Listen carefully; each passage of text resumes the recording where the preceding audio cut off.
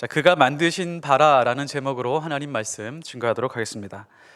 르네상스 시대에 이탈리아에 5.5m 정도가 되는 큰 대리석이 하나가 있었습니다. 당대의 유명한 조각가들은 모두 이 대리석에 관심을 가졌습니다. 그런데 그 조각가들이 몇 번 이 대리석을 살펴보고 난 다음에 그냥 지나가고 그냥 버리고 그랬습니다. 심지어 레오나르도 다빈치도 이 대리석을 한번 살펴보고 이 돌덩어리는 쓸모가 없겠다라고 하면서 지나쳤습니다. 그래서 이 대리석은 40년 동안 방치되어 있었습니다. 실제로 이 대리석은 조각하기에 너무 결점이 많았습니다. 중간쯤 부분에 애매하게 돌출된 부분이 좀 있었고요. 위쪽, 아래쪽에 좀 어중간하게 금이 가 있는 부분들이 있었던 것입니다. 그러던 어느 날 1501년 40년간 버려져 있던 돌덩어리가 미켈란젤로를 만났습니다. 미켈란젤로는 한참 동안 이 돌을 바라보다가 자신의 작업실로 옮겨야겠다는 생각을 하고 이 대리석을 작업실로 옮겼습니다. 그리고 자신이 생각한 작품을 구상하고 작업을 하기 시작을 했습니다. 어느 날인가 한 소녀가 그 작업실을 지나가다가 한참을 돌망치로 두드리고 있는 이 미켈란젤로를 보고 이 소녀가 미켈란젤로에게 물었습니다. 아저씨, 도대체 왜 돌에다 대고 그렇게 오랫동안 망치질을 하고 계신 거예요? 라고 하니까 미켈란젤로가 이랬습니다. 꼬마야, 나는 지금 이 대리석 안에서 천사를 끄집어내고 있는 중이야. 조금 있으면 천사를 보게 될 거야 라고 이렇게 말을 했습니다.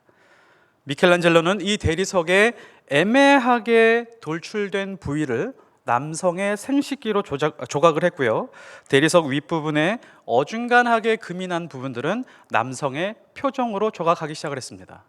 아래쪽에 금이 간 부분들은 팔과 다리로 조각을 했죠. 자, 이 작품이 바로 다비드상입니다. 전통적으로 다비드상, 다비드 그림이라고 하면은 다비드가 골리앗의 머리를 끊어서 그 머리를 붙들고 발 아래 두고 당당하게 서 있는 작품으로 묘사를 했는데 이 미켈란젤로의 다비드상은 그렇지 않았습니다. 왼쪽 팔을 어깨에 두고 그리고 그 끈을 쥔 채 오른손에는 돌을 쥐고 골리앗을 노려보고 있는 그 믿음과 당당함을 작품으로 잘 표현했었습니다. 만일 이 다비드상이 말을 할 수 있다면 이렇게 대답을 했었을 것입니다. 저는 결점이 많은 존재였습니다.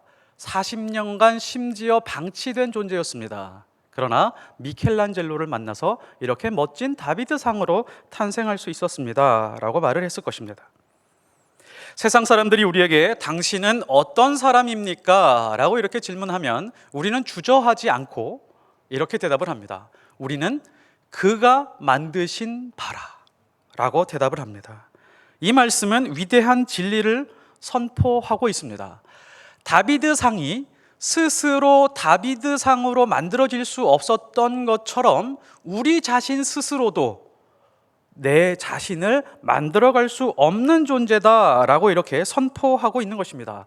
내 힘으로 그리스도인이 된 것이 아닙니다. 내 힘으로 하나님의 자녀가 된 것이 아닙니다 라고 하는 것을 선포하고 있는 것입니다. 우리가 잘 아는 것처럼 이 만드신 바라고 하는 것은 포이에마입니다. 이 포이에마는 왕의 왕관을 장인이 정교하고 아름답게 잘 만드는 것 같은 그런 작품을 의미합니다.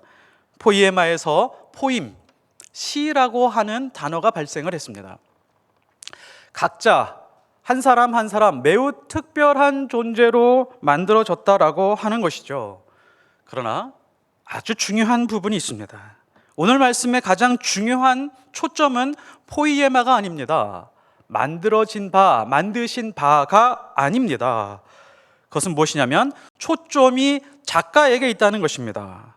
다비드는 미켈란젤로가 만들었기 때문에 다비드가 되었던 것처럼 나라고 하는 존재를 하나님이 만드셨기 때문에 나라고 하는 존재가 탄생했다라고 하는 것을 표현하고 있는 것입니다. 그러니까 하나님의 솜씨가 100%입니다. 나의 솜씨는 0%입니다. 나의 솜씨가 0%이기 때문에 자랑할 수 없다라고 오늘 성경에서 못 박고 있는 것입니다. 너희에게서 난 것이 아니요. 이 말씀은 우리의 의지와 선한 행동으로 하나님의 자녀가 될 수 없었음을 말해주고 있습니다. 우리의 착한 행동, 우리의 도덕적이고 윤리적인 그 어떠한 행동으로도 하나님의 자녀, 작품이 될 수 없었다라고 하는 것을 선포하고 있는 것입니다. 반드시 하나님의 적극적인 개입이 있어야 됩니다. 우리는 이렇게 말하고 싶은 그런 유혹이 있습니다. 저의 노력도 있었습니다. 저의 투자한 시간도 있었습니다. 제가 드린 물질도 있었습니다. 라고 말하고 싶은 유혹도 있습니다. 그러나 하나님이 계획하시고 하나님이 기다리시고 하나님이 만들어 가셨던 그 모든 시간에 비해서 우리의 노력과 시간은 보잘것없습니다. 하나님은 오랜 시간 기다리고 부수고 깨뜨리고 가루로 만든 다음에 반죽하시고 딱딱하게 만드셔서 굳을 때까지 기다리셨다가 정으로 쳐서 우리를 조각하셨던 시간들이 있었다라고 하는 것이죠. 우리가 만일 이런 것을 인정할 수 없다면 아직 우리는 온전한 그리스도인은 아닙니다.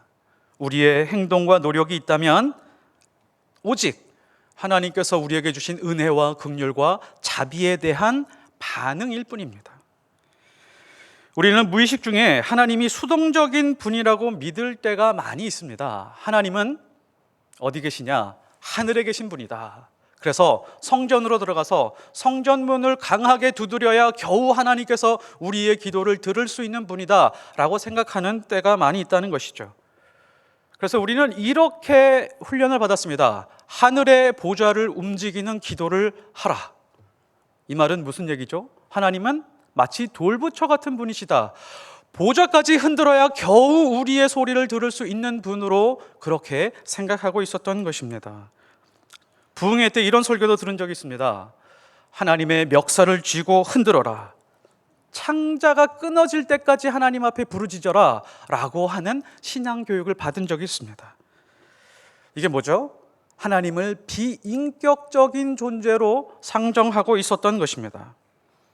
하나님은 하늘에 보물 창고를 가지고 계시다. 그 안에 많은 보물들이 있는데 하나님 앞에 가서 부르짖어서 그 보물을 취하고 복을 누리며 살아가라 라고 하는 신앙교육을 받은 적이 있습니다. 마치 떼쓰고 쟁취해야 얻을 수 있는 그 무엇으로 많이 배웠었던 것이죠.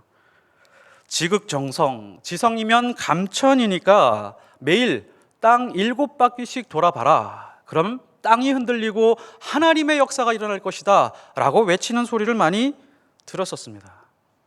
이 모든 것을 종합해 보면 우리가 어떤 행동을 해야 하나님께서 움직이시는 그런 수동적인 분으로 그렇게 생각을 하고 신앙생활을 했었던 것이죠.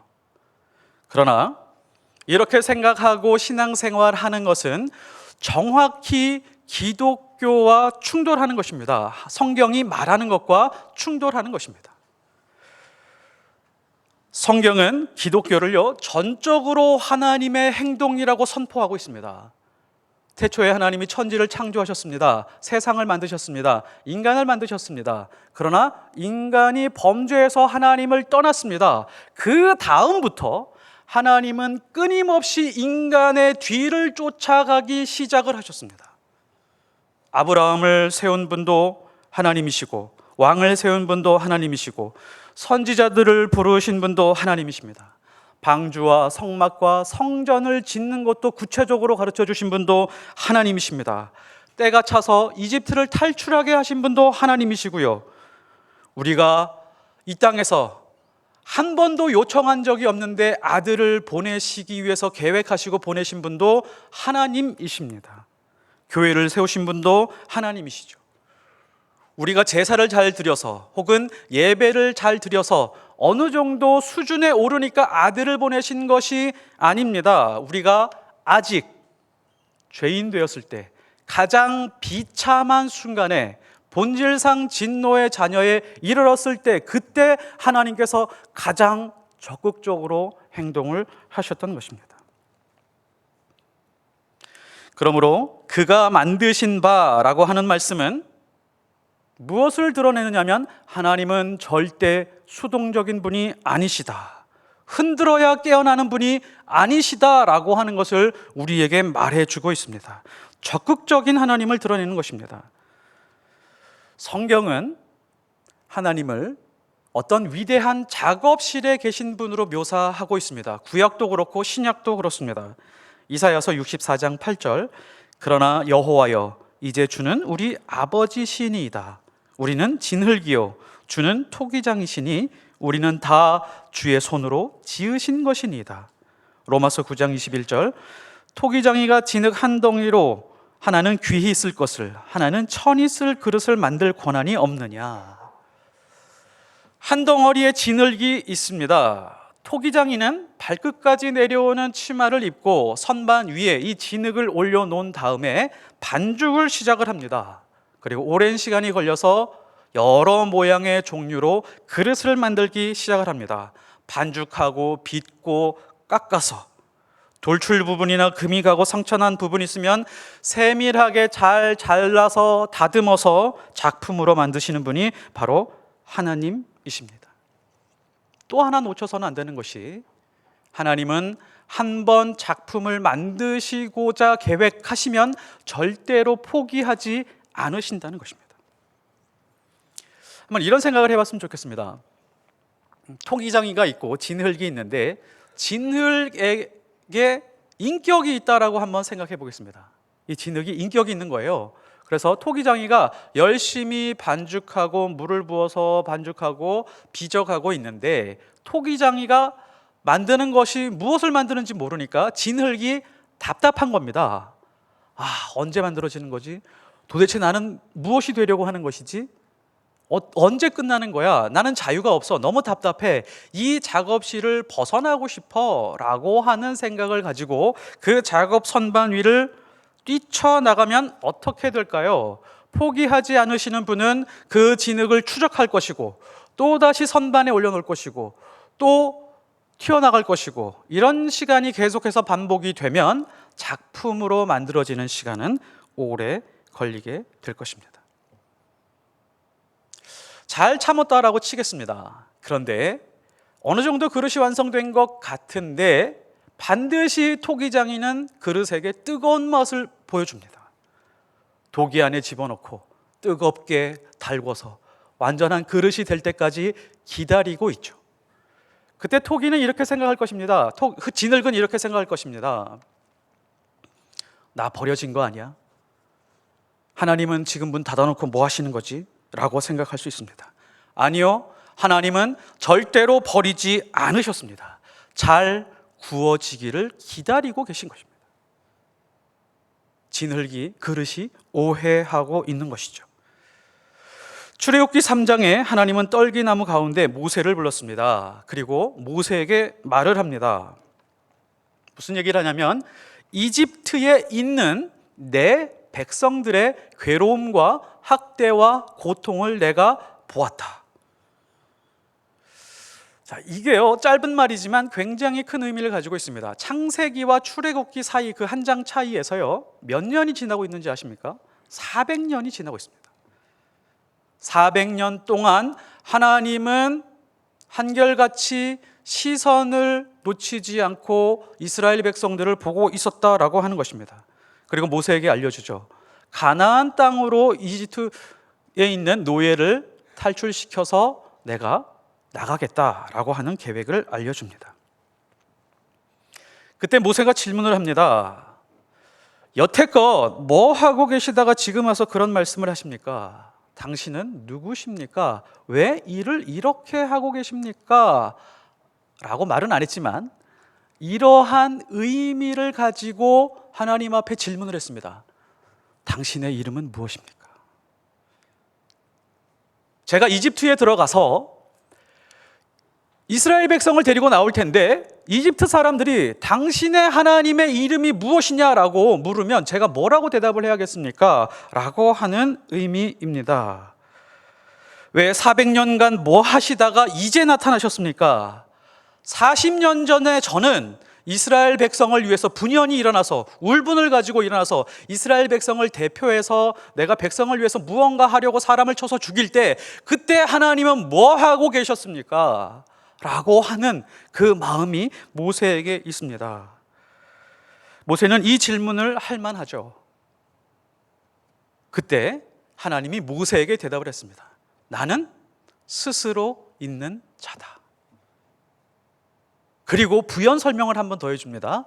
아브라함의 하나님이고 이삭의 하나님이고 야곱의 하나님이다 라고 그렇게 설명을 해줍니다. 하나님의 의중은 이렇습니다. 나는 한 번도 너의 하나님이기를 중단한 적이 없다. 나는 단 한 번도 이스라엘 백성의 하나님이기를 중단한 적이 없다. 400년 동안 단 한 번도 너희 민족의 하나님이기를 중단한 적이 없다. 40년 동안 미디안 광야에서 무의미한 시간을 지내왔던 그 순간들에게조차도 나는 너의 하나님이기를 중단한 적이 없다. 이 말은 하나님께서 이스라엘 백성과 모세를 작품으로 만들어가는 과정이었다라고 하는 의미를 가지고 있습니다. 79세의 모세가 있습니다. 그리고 80세의 모세가 있습니다. 차이가 뭘까요? 79세의 모세와 80세의 모세는 완전한 차이를 가지고 있습니다. 하나님이 나와 나의 민족의 하나님이기를 중단하지 않으셨구나 라고 하는 것을 79세와 80세의 모세가 구분하기 시작을 했습니다. 모세는 그리고 온유한 작품이 되었죠. 이때부터 새로운 피조물이 되었습니다. 민수기 12장 3절, 이 사람 모세는 온유함이 지면의 모든 사람보다 더하더라. 이 온유한 사람이 되었다라고 하는 것은 부드러운 사람, 친절한 사람이 되었다라고 하는 뜻보다 더 중요한 뜻을 가지고 있습니다. 이게 무슨 얘기냐면 누구보다 자신의 인생이 하나님의 손에 사로잡혀 있기를 중단하지 않았다라고 하는 것을 말해주고 있습니다. 하나님이 우리 인생을 다루는 방식이 똑같습니다. 하나님이 보이는 것 같지 않는 상황과 환경에서도 우리는 그냥 우리의 현실을 믿음으로 사는 것입니다. 어떠한 상황 속에서도 누구와 비교하지 않고 지금 내가 있는 이 자리가 하나님이 보내신 자리다라고 하는 그 믿음과 확신을 가지고 매일매일 그리스도인답게 부딪히며 살아가는 것입니다. 하나님이 나의 하나님이기를 중단하지 않으셨다는 확신을 가지고 나 또한, 내 인생 또한 하나님의 손에 붙들려서 사로잡혀 있기를 중단하지 않는 삶을 살아가는 것입니다. 그러면 반드시 하나님이 우리를 작품으로 탄생시키실 것입니다.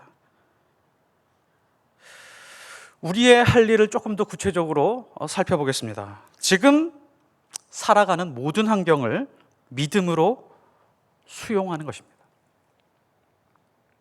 남들 보기에 좋은 환경이든 그렇지 않은 환경이든 내가 원했던 환경이든 그렇지 않은 환경이든 이 현실 속에서 이 현실 자체를 하나님이 나에게 주신 선물이다라고 하는 믿음으로 살아가는 것입니다. 모세가요, 광야를 포기하지 않았습니다. 광야 사막길을 포기하지 않았습니다. 왜 그럴까요? 하나님이 주신 환경이라는 믿음이 있었기 때문에 그렇습니다. 모세는 모세를 원망하는 백성들, 불평하는 백성들을 절대로 포기하지 않았습니다. 심지어 자기 자신을 죽이려고 달려들던 그 백성들을 위해서 하나님, 생명책에서도 저를 지워버리신다라고 할지라도 이 백성들은 구해 주십시오. 자기 백성을 포기하지 않았습니다. 왜 그랬을까요? 왜냐하면 하나님이 주신 사람들, 하나님이 주신 환경이라고 하는 확신을 가지고 있었기 때문에 그렇습니다. 이렇게 하나님의 자녀들은 지금 내가 당하고 있는 모든 환경을 믿음으로 수용하는 사람들입니다. 요한복음 1장 12절, 영접하는 자 곧 그 이름을 믿는 자들에게는 하나님의 자녀가 되는 권세를 주었다. 우리가 하나님의 자녀가 되는 권세에 대해서 많은 생각을 하고 많이 들어왔는데요, 어떤 사람들은 은사를 많이 받는 것, 어떤 사람들은 귀신을 쫓아내는 것, 병을 고치는 것, 기도의 능력을 가지는 것, 혹은 말씀을 잘 가르치는 능력을 가지는 것, 이렇게 많이 해석할 수가 있겠지만, 1차적으로 하나님의 자녀들의 권세가 무엇이냐면 지금 나에게 주어진 모든 환경 세세하게 하나하나가 하나님이 나에게 주신 것이다 라고 수용하는 것입니다. 영접하는 자, 곧 그의 이름을 믿는 자에게 하나님의 자녀가 되는 권세를 주셨다라고 그렇게 선포하고 있습니다. 부당하게 당하는 고난, 애매하게 당하는 고난조차도 하나님이 주신 것으로 알고 살아내고 참아내는 것입니다. 베드로전서 2장 19절, 부당하게 고난을 받아도 하나님을 생각함으로 슬픔을 참으면 이는 아름답다. 작품이라고 하는 것이죠. 부당하게 고난받다. 예전 성경에서는 애매하게 고난을 받아도 라고 이렇게 표현이 되어 있습니다. 대추 한 알이라고 하는 시가 있습니다. 이렇게 시작합니다. 적의 저절로 붉어질 리 없다. 저 안에 태풍 몇 개, 저 안에 천둥 몇 개, 저 안에 벼락 몇 개. 적의 저 혼자 둥그러질 리 없다. 저 안에 무설이 내리는 몇 밤, 저 안에 땡볕 두어 달, 저 안에 초승달 몇 날. 이렇게 표현한 시가 있습니다. 대추 한 알이 열매를 맺는데도 태풍과 천둥과 벼락이 필요합니다. 땡볕과 폭우도 있습니다. 대추 입장에서 보면, 대추 나무 입장에서 보면 태풍과 벼락은 너무도 지나친 시련입니다. 땡볕, 그 뜨거운 땡볕에서 그늘없이 버텨야 되는 그 대추 한 알의 심정이 어떨까요? 아, 내 인생에 너무 지나친 고난이 다가왔구나 라고 생각할 수 있을 것입니다. 그런데 대추가 붉어지는 그 빛깔, 대추가 둥그러지는 그 모양, 이 모든 것이 태풍과 벼락과 서리와 아주 추웠던 그 밤이 다 지나서 생긴 그 열매라고 하는 것입니다. 그래서 하나님이 우리에게 말씀하셨죠. 너희가 감당할 시험밖에는 허락하지 않는다. 대추 한 알도 모든 환경을 수용하고 견디고 인내하는 것처럼 우리도 하나님의 손 안에서 그렇게 하는 것입니다. 하나님이 우리를 작품으로 만들어 가시기 위해서 얼마나 적극적인지 히브리서 12장에서 발견할 수 있습니다. 히브리서 12장 6절, 주께서 그 사랑하는 자를 징계하시고 그가 받아들이시는 아들마다 채찍질 하심이라. 자, 이것을 조금 넓혀서 생각해 보면 이렇습니다. 우리가 지금 살아가고 있는 환경, 직장, 가정, 이웃, 이 모든 환경들이 하나님께서 배치해 놓은 배치도라고 하는 것입니다. 왜요? 우리를 작품으로 만들어 가기 위해서. 내 주변에 있는 사람들은 정과 망치처럼 징계와 채찍처럼 작용할 때도 있지만 나를 다듬어 가시는 하나님의 망치와 끌이라고 하는 것이죠. 사무엘하 7장 14절에도 동일한 말씀이 나옵니다. 나는 그에게 아버지가 되고 그는 내 아들이 되리니 그가 만일 죄를 범하면 내가 사람의 매와 인생의 채찍으로 징계하려니와. 여기서 죄를 범하면이라고 하는 것은 뭐냐면 하나님과 단절이 되면, 하나님과 거리가 멀어지면 하나님께서 사람의 매와 인생의 채찍, 예전 성경이 조금 더 와닿는 것 같습니다. 사람 막대기와 인생 채찍으로 하나님께서 우리를 인도하신다는 것입니다. 우리 주변에 있는 모든 사람들 중에 누군가가 특별히 나를 괴롭히는 사람이 있다면 사람 막대기와 인생의 채찍일 수도 있습니다. 이유가 뭐죠? 하나님이 나를 사랑하시기 때문에. 이것은 토기장이가 그릇을 빚어내는 과정과 같다라고 할 수가 있습니다. 인생이라는 채찍으로 우리를 다듬어서 하나님이 원하는 작품으로 인도해 가는 것입니다. 그러므로 내가 성공하고 형통할 때가 아니라 내가 실패하고 질병에 걸려서 고통을 당할 때, 그때 하나님이 구체적으로 나에게 일하고 계신 것입니다. 자식 때문에 밤잠 이루지 못할 때, 그때 사람 막대기와 인생의 채찍으로 우리를 만들어 가고 계신 것입니다. 그러니까 고난이 우리에게 말해주고 있는 것은 무엇이냐면, 나에게 하나님이기를 중단하고 계시지 않다라고 하는 것을 우리에게 증명해 주고 있는 것입니다. 우리는 완전한 작품으로 탄생하는 과정 속에 있는 것이죠. 자, 좋습니다. 그런데 우리의 신앙이 여기서 멈추면 매우 곤란합니다. 우리는 하나님의 작품에서 멈추고 싶은 유혹이 있습니다. 그래서 이렇게 정리하죠. 나는 하나님의 작품이다. 그리스도 안에서 나의 현실을 잘 살아내자, 잘 감당하자. 고난은 나를 작품으로 만들어가는 과정이다 라고 생각하면서 신앙생활을 할 때가 있습니다. 여기서 멈추어 버린다면 우리의 신앙은 매우 지극히 이기적이고 자기중심적인 신앙으로 멈춰 있을 수밖에 없습니다. 우리의 믿음은 큰 의미가 없습니다. 그래서 오늘 말씀이 여기에서 멈추지 않는 것입니다. 하나님, 그러면 왜 우리를 하나님의 작품으로 만드셨습니까? 라고 질문을 하면 10절에서 우리에게 강하게 대답을 해 주십니다. 그리스도 예수 안에서 선한 일을 위하여 지음을 받은 자니 이 일은 하나님이 전에 예비하사 우리로 그 가운데서 행하게 하려 하심이라. 우리가 포이에마가 된 이유가 뭐라고요? 선한 일을 하게 하기 위해서, 그 가운데서 행하게 하기 위해서. 냉장고가요, 아무리 아름답게 만들어지고 디자인되었다라고 할지라도 냉장의 기능을 하지 못하면 고철덩어리에 불과합니다. 세탁기와 건조기가 세탁하거나 건조할 수 있는 기능이 멈추어 버린다면 그거는 갖다가 버려야 될 것입니다. 그 외모가 아무리 아름다운 작품이라고 할지라도 필요 없는 고철덩어리가 되는 것이죠. 그러니까 우리가 하나님 앞에서 아무리 아름다운 작품의 모습을 하고 있다라고 할지라도 선한 일로 드러나지 않으면 우리는 큰 의미가 없다는 것이죠. 하나님은 작품으로서의 기능을 하게 하고 싶으신 것입니다. 세탁기가 세탁을 하는 것처럼 하나님의 작품은 하나님의 작품으로 기능이 있다. 그것이 무엇이냐? 선한 일을 행하면서 살아가는 것이다 라고 하는 것입니다. 그렇다면 우리가 여기서 질문을 해야 됩니다. 하나님, 그러면 선한 일이라고 하는 것이 무엇입니까? 우리가 이것을 꼭 알고 넘어가야 됩니다.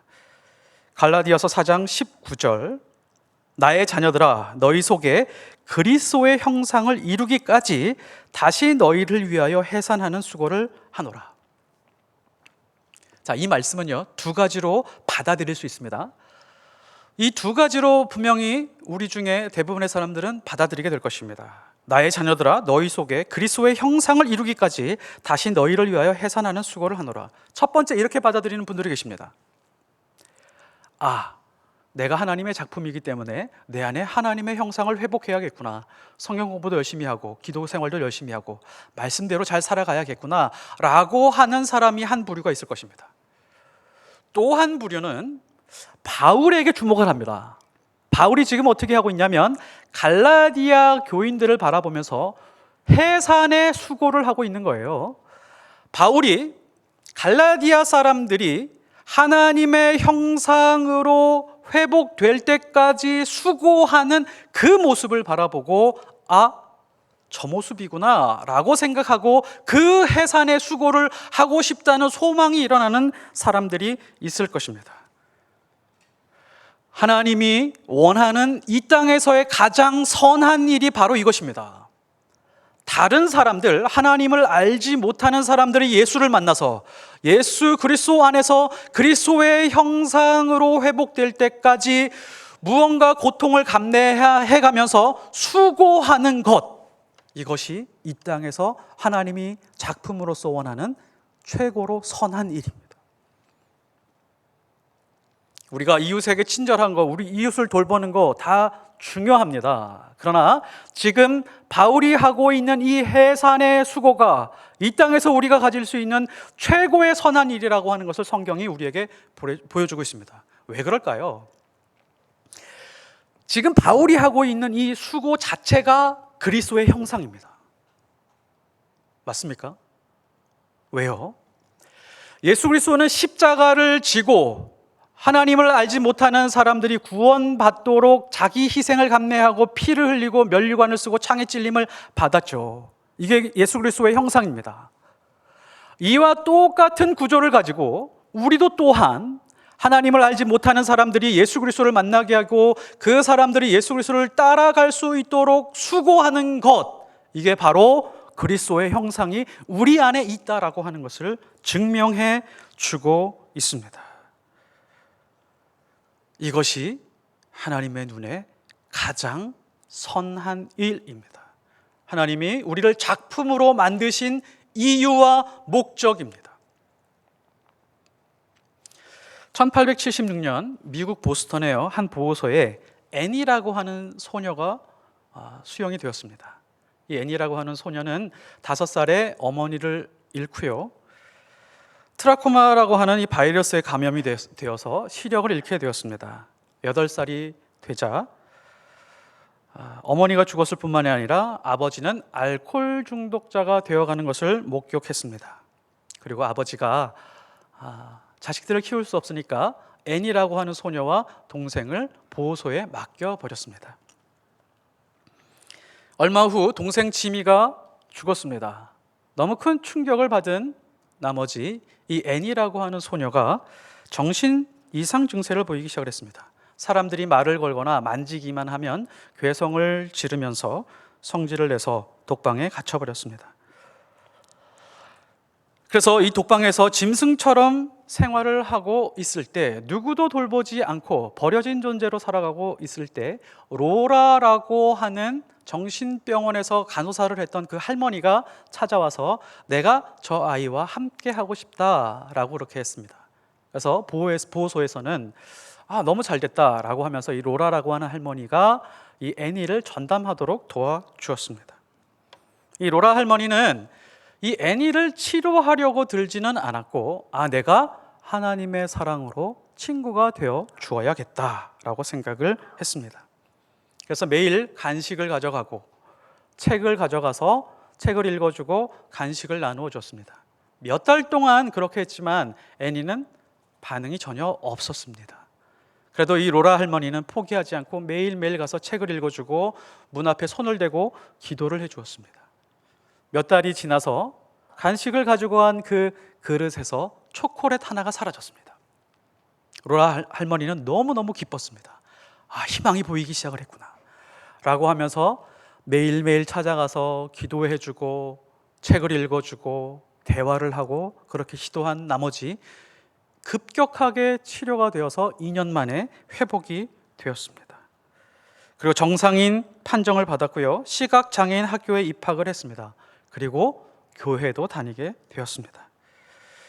애니가 정상인으로 회복하고 있을 때 로라 할머니가 돌아가셨습니다.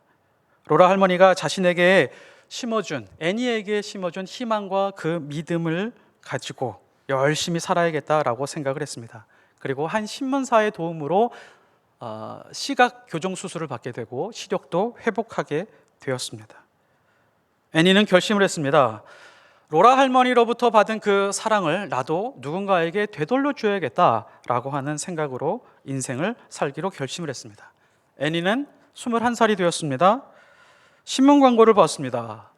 헬렌 켈러라고 하는 사람을 돌볼 사람을 구한다라고 하는 그런 광고였습니다. 그리고 애니는 헬렌 켈러의 위대한 설리번 선생님이 되었습니다. 애니 설리번은 헨리 나우엔이 말했던 것처럼 운디드 힐러, 상처 입은 치유자가 되었던 것이죠. 마치 바울이 갈라디아 사람들을 바라보면서 저 사람들이 그리스도의 형상으로 회복될 때까지 해산의 수고를 아끼지 않았던 것처럼 로라라고 하는 이 할머니가 애니를 바라보면서 그런 수고를 했습니다. 애니 설리번은 헬렌 켈러를 바라보면서 그런 수고를 했습니다. 우리가 이런 사람들을 보고, 이런 인생을 보고 하나님의 작품이라고 말을 합니다. 하나님의 작품은 하나님의 사랑을 알고 그리스도의 형상으로 변해가도록 누군가에게 희망을 주면서 해산의 수고를 아끼지 않는 존재입니다. 그러므로 하나님의 작품으로 살아가는 하나님의 자녀들은 인생에서 성공하느냐 실패하느냐가 중요한 것이 아닙니다. 어떤 직업을 가지느냐 중요하지 않습니다. 사업이 번창하느냐 마느냐도 그렇게 중요하지 않습니다. 내 안에 있는 그 하나님의 은혜와 자비와 긍휼, 그 사랑으로 세상에서 상처 입은 영혼들, 하나님을 알지 못하는 그 영혼들이 예수를 만날 수 있도록 수고와 고통을 아끼지 않는 그런 존재들입니다. 우리가 그것을 위해서 지음을 받은 것이죠. 우리가 지금 해야 될 일은 단 한 가지입니다. 하나님이 내 인생을 손에 쥐고 계실 때 하나님의 때가 찰 때까지 하나님의 작업실 밖으로 뛰쳐나가지 않는 것입니다. 하나님의 선반 위에서 말씀을 들으며 기다리고 있는 것입니다. 뜨거운 도가니 속으로 들어가게 될 때조차도 참고 기다리고 견디는 것입니다. 그리스도 예수 안에서 우리가 포기하지 않는 한 하나님은 우리를 작품으로 만드시는 것을 절대 포기하지 않으실 것입니다. 내 인생이 하나님의 작품으로 검증할 수 있는 방법이 있습니다. 우리가 마지막으로 이걸 점검하고 말씀을 마쳤으면 좋겠습니다. 우리가 하나님의 말씀에 대한 갈증이 있습니까? 내 인생이 기도 없이 살 수 없는 인생이다라고 하는 그런 절박함이 있습니까? 내가 믿음 생활을 오래 했는데 예수처럼 살지 못하고 있다는 것에 대해서 좌절한 적이 있으십니까? 만일에 그렇다면 우리는 하나님의 작품이 되어가는 과정입니다. 이런 소원이 없다면 우리는 좀 더 하나님의 작업실 안에 머물러야 됩니다. 시간이 필요합니다. 더 많이 고치고 다듬어져야 합니다. 그러나 이 단계를 지났다라고 하면 어떠한 상황에서도 그리스도인답게 살고 싶은 욕망이 있습니까?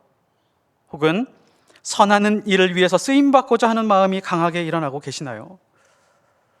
나의 희생과 나의 고통으로 인해서 누군가 예수 그리스도를 만나는 것이 나의 기쁨이라고 하는 그런 마음이 있습니까? 그리고 다른 사람이 그리스도의 형상으로 이루어지는 것을 보면서 나의 안에 기쁨이 차고 있습니까? 그런 수고를 하고 싶은 마음이 있으신가요? 그러면 우리는 하나님의 작품이 확실합니다. 기도하시겠습니다. 하나님은 우리의 하나님이시기를 중단하지 않으시는데 우리는 예배만 끝나면 하나님의 손에서 벗어나려고 발버둥 칩니다.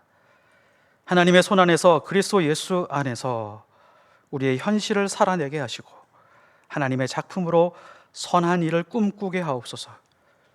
내가 그리스도를 만나 황홀했던 것처럼 예수를 모르는 사람들이 하나님의 형상을 회복하도록 쓰임받는 하나님의 작품이 되게 하옵소서. 예수님 이름으로 기도드리옵나이다. 아멘.